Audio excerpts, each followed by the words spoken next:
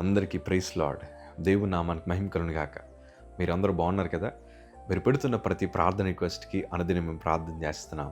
మా ఆశ అంతా ఒకటే, ఎక్కడైతే మీరు తృణీకరించబడ్డారో, ఎక్కడైతే చేతులు చాపి సహాయం కోసం ఎదురు చూశారో అదే స్థలంలో నా ప్రభు మీ అందరినీ హెచ్చించుదురుగాక.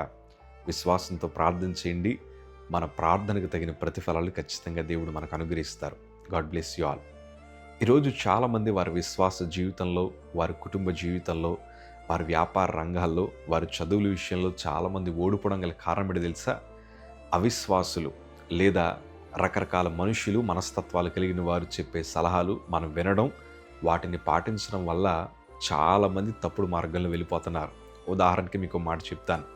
నాకు 2014లో క్యాన్సర్ వచ్చిన తర్వాత ఒకరోజు మా తల్లిగారికి ఒక తల్లిగారు ఫోన్ చేశారు. ఏమన్నారు తెలుసా? అమ్మా, మీ అబ్బాయికి క్యాన్సర్ వచ్చిందని తెలిసింది. నేను మీ ఇంటికి వచ్చాను. మీ ఇంట్లో నేను చూసింది ఏంటో తెలుసా? కిచెను, వంటగది అక్కడ ఉండకూడదమ్మా. ఆ వంటగది మీరు అక్కడ కట్టడం అది మీ ఇంటికి, మీ కుటుంబానికి మంచిది కాదు. మీరు దాన్ని పడగొట్టేసి వేరే చోట కడితే మీ కుటుంబం అంతా మరలా ఆరోగ్యంగా ఉంటుందని మా తల్లిగారితో సలహా చెప్తుంటే మా తల్లిగారు అన్నారు, పడగొట్టాల్సింది కిచెన్ గోడలు కాదయ్యా, వాడి హృదయంలో కట్టుకున్న పాపపు గోడల్ని వాడు కోల్చగలిగితే ఖచ్చితంగా దేవుడు కోల్పోయింది మరలా తిరిగిస్తాడని మా తల్లి సమాధానం చెప్పారు. నిజమే, చాలా మనుషులు మనకుండే బలహీనతలు బట్టి ఎన్నో సలహాలు ఇస్తూ ఉంటారు. ఇంకెందుకు ప్రార్థన చేస్తూ ఉంటారు కొంతమంది. ఇంకెందుకు ప్రయత్నం చేస్తారో, ఓడిపోయావు కదా ఆల్రెడీ, ఇంకొదిలే అని చాలామంది చెప్తూ ఉంటారు. కొన్నిసార్లు నువ్వు చదవలేవమ్మా, అది నీకు అనవసరం, అది నీకు ఆ ఉద్యోగం రాదమ్మా, నువ్వు ఎందుకు చదువుతున్నావు, వేస్ట్ అన్నట్లు చాలామంది ఇచ్చే సలహాలు మన హృదయాన్ని పెట్టుకొని నిజమేనేమో, మన బ్రతుకులు అది సాధించలేమేమో అన్నట్టు అనిపిస్తుంది. కానీ మనుషుల మాటలు వినొద్దు. దేవుడు ఏం చెప్తాడో అది మనం వింటే మన బ్రతుకులు ఉన్నతంగా దీవించబడతాయి. దేవుని వాక్యంలో లూకాసు వార్త 5వ అధ్యాయము 5వ మాట మనం చదవగలిగితే, సీమోను, ఏలినవాడా, రాత్రంతయు మేము ప్రయాసపడతమే గాని మాకేమీ దొరకలేదు, అయినను నీ మాట చెప్పున వలలు వేతునని ఆయనతో చెప్పాను. సీమోను రాత్రంతా కష్టపడ్డారు. వారికి సముద్రం మీద చాలా అవగాహన ఉంది. చేపలు ఎక్కడ ఉంటాయో, ఏ టైంలో వలలు వేస్తే చక్కగా చేపలు పడతాయో వారికి బాగా తెలుసు. కానీ రాత్రంతా ప్రయాసపడ్డారు, నిద్ర మానుకున్నారు, తిండి తిప్పలు మానుకున్నారు.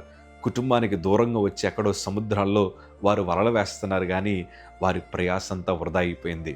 కానీ ఆ రోజు రాత్రి దేవుని బోధ విన్నవారు, ఆ రాత్రి దేవుని వర్తమానం విన్నవారు యేసు ప్రభు మీద విశ్వాసం ఉంచి ఆయన చెప్పిన మాట విని వారు వలలు వేయగా ఎన్నడూ చూడని విస్తారమైన పంటను వారు ఆ రోజు రాత్రి చూడగలిగారు.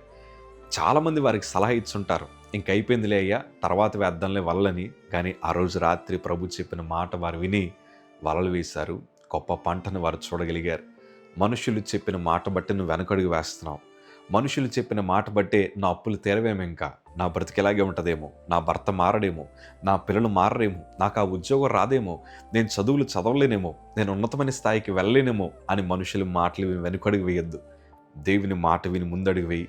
ఎన్నడూ చూడని ఆశీర్వాదాలు ఈరోజు ప్రభు నీకు ఇవ్వబోతూ ఉన్నారు. సిఎంసి వేలూరుకు వెళ్ళక ముందు నేను చనిపోతానని చాలామంది చెప్పారు. కానీ దేవుడు ఒక సేవకుడిని పంపించి నా గమ్యాన్ని మార్చి ఈరోజు ఇక్కడ కూర్చొని మీతో మాటలు పంచుకోవడానికి దేవుడు కృప చూపించారు. నేను అంటాను, దేవుని మాట జీవపు ఊట, అది మన బ్రతుకులను మారుస్తుంది. ఈరోజు my dear brother and sister, తల్లి తండ్రి, ఈ మాట నీ కోసమే. దేవుని మీద విశ్వాసం ఉంచి ఆయన చెప్పినట్లు నువ్వు నడవగలిగితే విజయం నీదే. God bless you. Praise the lord.